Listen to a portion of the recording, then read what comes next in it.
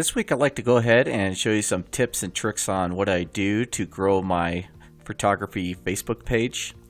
And I've actually been able to take this particular photography page from just a couple hundred likes, which I originally had to pay for, to over 1,000 in a very short period of time just by this little trick I'm going to show you. In fact, there's actually a couple different tricks.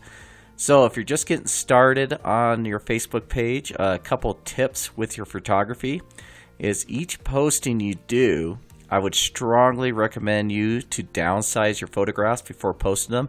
You never want to post a full file size photograph on your Facebook page because anybody can download these pictures onto their computer and turn around and resell them. If you got a full file size, they can easily print out large format pictures and make a profit from your hard work. So here's a couple good sizes to do. After a lot of experimenting, I came up with these two sizes that I downsize on Photoshop, and you can also do this in Lightroom too. So landscape, like this photograph you see here, I found that 700 by 465 pixels works really well for Facebook, and it's small enough to where if somebody does take this picture, it's just too small for them to really do much with. They're not even going to get a very big print out of it at all. And then the second thing, it still keeps the quality of the photograph, so it still looks really nice. Now for portrait mode, I found that 400 by 602 pixels works really well for the portrait mode sizes for on Facebook. Now another good tip, when posting a photograph on your Facebook page, is posting early in the morning or really late in the evening. Seems like the best times to actually be posting your photographs. And you got to think about what is the very first thing a lot of people do when they wake up in the morning. They grab their phone and they pull up Facebook and check out what's going on out there. It's just a lot of habit that a lot of people have. So if you want a lot of good, people checking out your stuff, I would strongly recommend early in the morning or late in the evening for doing your postings. Another good trick that I see a lot of people don't do, but I actually do, is any of you that might be following me on Facebook have seen this, is I'll actually write a really short story behind the photograph, because a lot of people post some amazing photographs out there, but they just don't say or tell us any story. What's the story behind that photograph? And just by adding a little story, it really brings people into the photograph, and they just love that.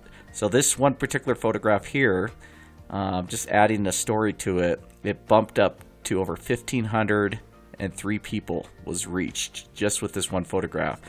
And I think a lot has to contribute to the story behind it. And another thing I always do is I always add a URL link to my website. So the idea is people that do come to this have the option of just clicking on my URL here, and it'll take them to my website. And I'll actually have to make a different video if you don't have a photography website. I could show you other ways of going about selling your photographs, and we can, and how to do a link like this, which is a great way to try to sell your stuff out there and make some good money. So here's the real big secret on trying to grow this page. So what I did is up on the top up here, you see a search bar here. So what you want to do is go ahead and start searching for photography groups. And so let's just type in one here, for example. I'm going to type in landscape photography.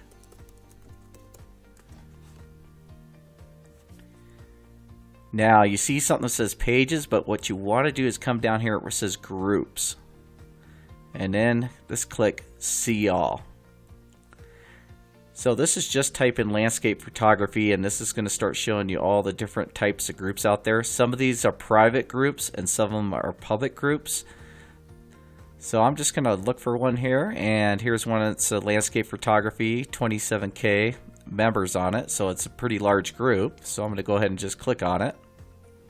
And then I'm going to do is just kind of scroll down and check out what the group is like. So if it's a public group, you should be able to see the photographs. If it's a private group, you're probably going to scroll down and really not see anything. And that's where you will have to join it up. just to, kind of get a feel for what the group's about. And then if you do want to join the group, I usually just come right up here to the top and I'll just click on join group. And then a lot of times you might see pending on here. If you see pending, if you click on it, you do have an option of canceling the request. But most of the time what it is whoever's in charge of this one particular group, they're going to actually just make sure you're legit, and then they'll accept you. So sometimes it might take up to 24 hours to actually get accepted into a group. So big thing I would recommend doing is searching out probably at least a minimum of 5 different photography groups out there. Go ahead and join up with them. I mean, just to give you an idea, put in, say, your state photography. So I live in Colorado, so I'd say Colorado photography. See what kind of photographs or different groups are out there for that. If you're into wildlife, check out wildlife photography. Just go ahead and search all the different types of groups that you are specialized in for your type of photography. Okay, so now here's the next big trick on growing your page. So let me go back to my photography page. Okay, so now on my photography page, I got everything kind of set up on it, and all I want to do is go ahead and post a photo on one of the groups that I'm currently a member on. So I'm going to go ahead and just click on my photos. And now I'm just going to scroll down and just kind of look for a photo I might want to share in the group. So I'll just pick this one. Now, here's a really important trick. You don't ever want to go directly on the group and post a picture on that page. And there's a good reason behind that. And I'm going to show you why you don't want to do that. And by doing it this way, where you click on one of your pictures, you want to go ahead and share, make sure it's on your photography page. This is the trick here. So make sure you're on your photography page. Click the picture that you've already posted on your photography page. We're going to go ahead and hit share. Now up on top here it says share on your timeline. You want to click on that, and we're going to go share in group. Now you want to do is type the name of the group that you want to share this particular photograph in. So I'm a member on Colorado Photography, so let me just type it in. Here it is right there on top. So I'm going to click it once. Now I do have an option of saying something here, so it's also going to, when I do post this, it will show this text too, but since this is a share, I can always just write something here. So now once you like what you said, you got the group right here, let's go ahead and hit post. So let me post this, and it should say share successfully with whatever group. So let me go ahead and exit out of this, and I want to go ahead and go to Colorado Photography page. So let me open that up. And then once you get on this one, you should see it right here. So I'm going to go ahead and click on the actual page. So it takes me to the page. Now here's the post that I just posted on here.